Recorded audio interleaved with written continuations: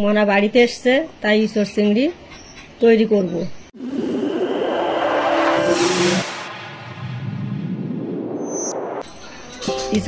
ইঁচড়টা আমাদের পিছনে ইঁচড়টা কাটতে যাচ্ছে। তারপর ইঁচড়টা কেটে নিয়ে এসছে, কিভাবে আটা করছে।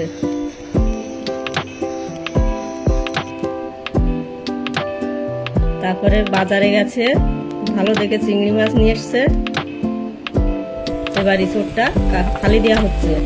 ইঁচড় কাটার সময় হাতে তেল লাগিয়ে নেওয়া হবে, যাতে আটাটা লাগবে না। ইঁচড়টা বাছার পরে ছোট ছোট করেও কাটতে পারেন, একটু বড় বড় করেও কাটা যাবে। ছোট ছোট করে কাটলে ইঁচড়টা তাড়াতাড়ি সিদ্ধ হবে।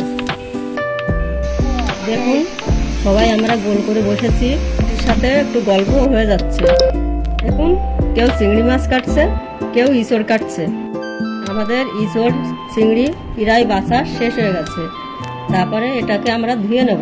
ইঁচড়টা আমাদের ধোয়া হয়ে গেছে।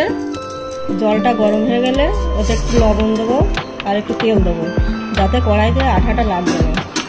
তাতে ইঁচড়টা আবার ঢেলে দেবো, দিয়ে সিদ্ধ করে জলটা ঝরিয়ে নেব। চিংড়ি মাছটা এবার রেডি করে নেব। চিংড়ি মাছটাকে একটু লবণ দেবো আর একটু হলুদ দেবো।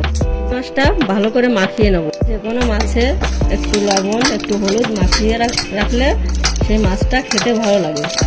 এবার আমাদের সব কিছু রেডি হয়ে গেছে। এবার রান্নাঘরে গিয়ে রান্না করব। কড়াইতে তেল দিয়ে লবণ হলুদ মাখা নিয়ে চিংড়ি মাছটা ভেজে নেব।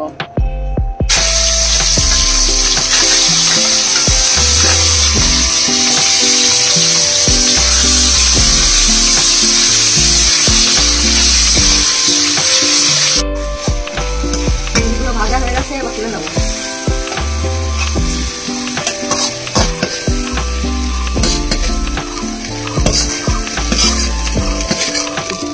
আবার তেল দিয়ে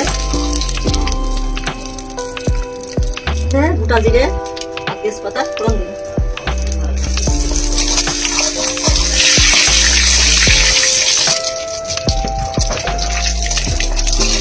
পেঁয়াজ কুচানি পেঁয়াজ দিই।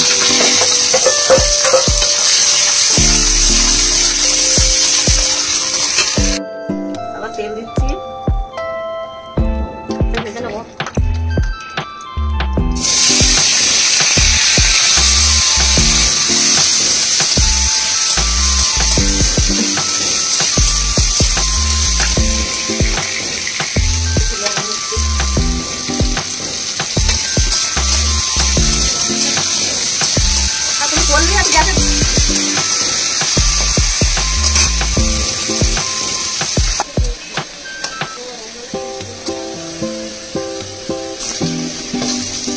আলুগুলো তুলে নিচ্ছি।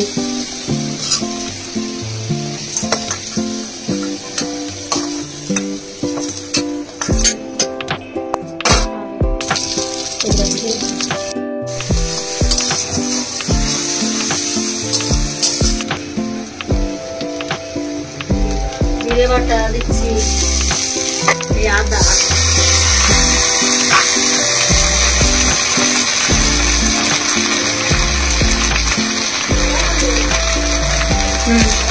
রসুন লঙ্কা টমেটো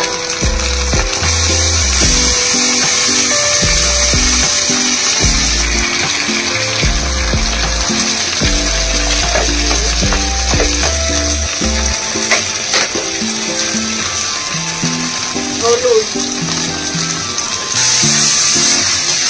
সব কিছু দেওয়া হয়ে গেছে। ওটাকে এবার ভালোভাবে কষিয়ে নেব।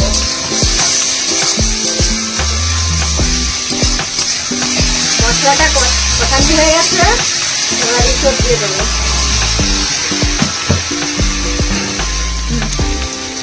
আলুটা দিয়ে দিয়েছি, চিংড়ি মাছও দেওয়া হয়ে গেছে।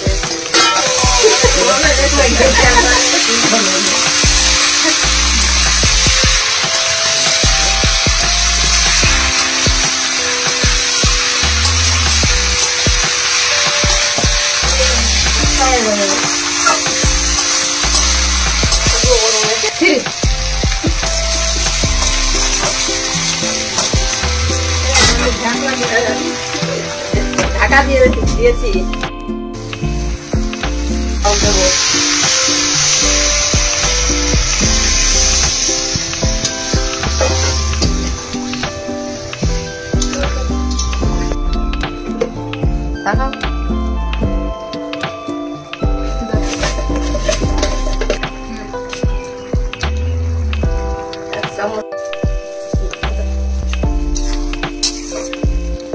ইসোরটা হয়ে গেছে, এবার বাটা গরম মশলাটা দিয়ে দেবো।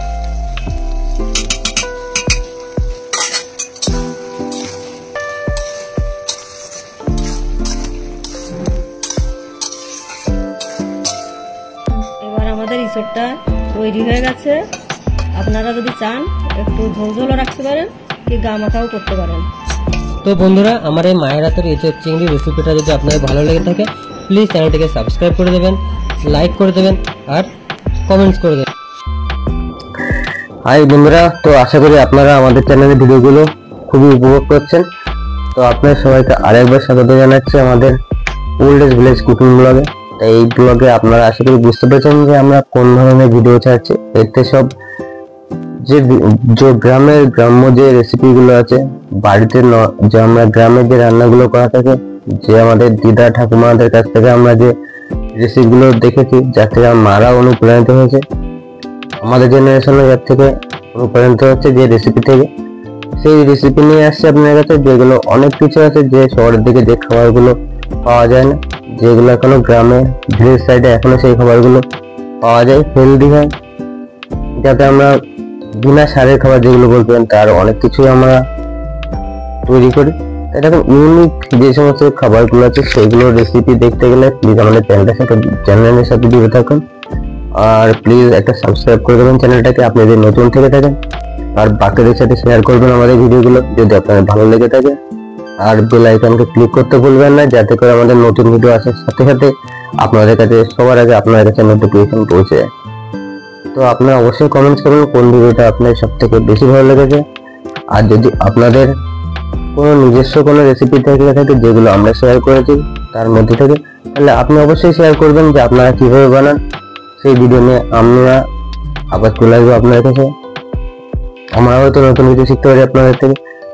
তো প্লিজ আপনারা নতুন কিছু জেনে থাকলে সেগুলো আমাদের সাথে শেয়ার করুন, আর আমরা আমাদের চ্যানেল নতুনত্ব ভিডিও নিয়ে চলে আসবো।